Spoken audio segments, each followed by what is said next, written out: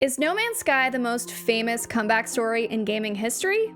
Let's talk about it. The year was 2016, and No Man's Sky was an exploration survival game that practically every gamer was anxiously anticipating. The developer Hello Games and its founder, Sean Murray, promised the game came packed with incredible features. Manually being able to fly between star systems, factions and space combat, multiplayer, and apparently billions of planets, each filled with their own unique and abundant wildlife and lush biomes. It seemed too good to be true coming from such a small studio. But gamers were bought in, and when the game finally came out on August 9th, 2016, the hype bubble popped, and everything was in a death spiral. The game was met with horrible reviews from every outlet and player, and requests for refunds began pouring in. The audience had turned vicious, making death threats and spouting their anger at the developer. They were deeply disappointed. Even UK's official Advertising Standards Authority opened up an investigation into the matter to determine whether No Man's Sky promotional materials were misleading, ultimately ruling they were not, but the damage was already done.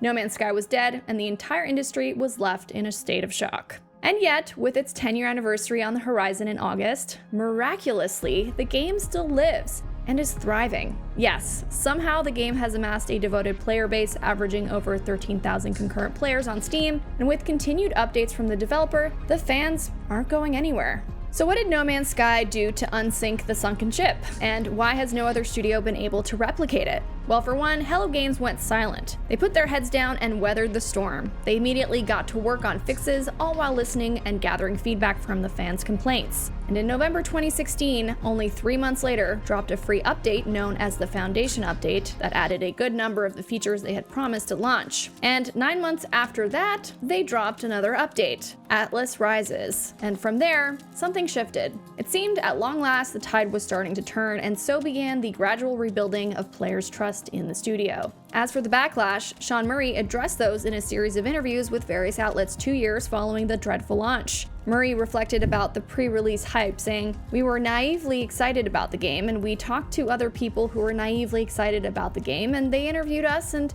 we all talked really excitedly, and I will not do that again." And went on to say, "I never really wanted to talk to the press. I didn't enjoy it when I had to do it.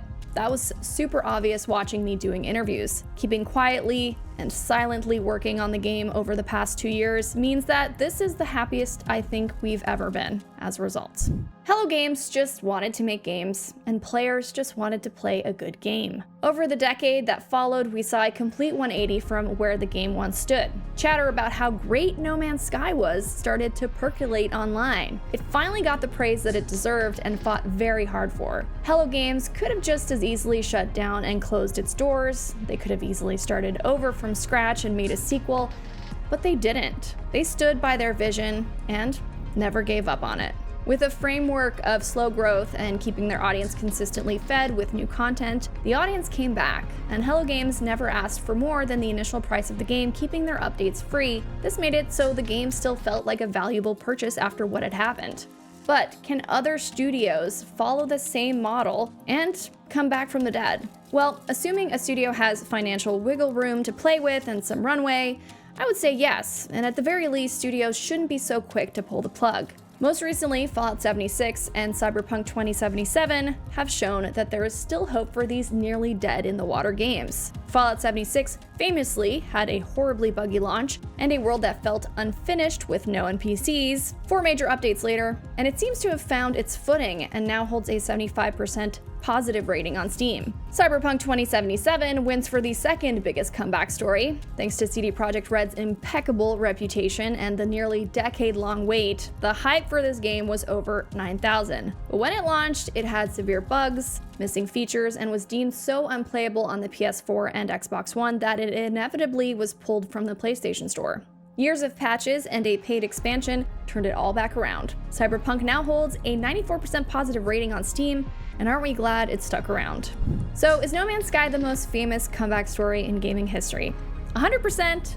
Yes, it is. With Cyberpunk 2077 a close second. No Man's Sky was a very high-profile, very public failure, and then, against all odds, it made a remarkable comeback that stood the test of time and serves as a masterclass in redemption. It should serve as hope to other developers who may someday face the same fate. No Man's Sky is proof that with patience, a willingness to listen, and a bit of hope, an overly ambitious vision can be realized even if it may hit a few major snags on its way there. But what do you think? Do you disagree and think Cyberpunk 2077 is the biggest redemption story? Can you see a future where studios never overhype a game? Should studios scrap release dates entirely, and how would that work?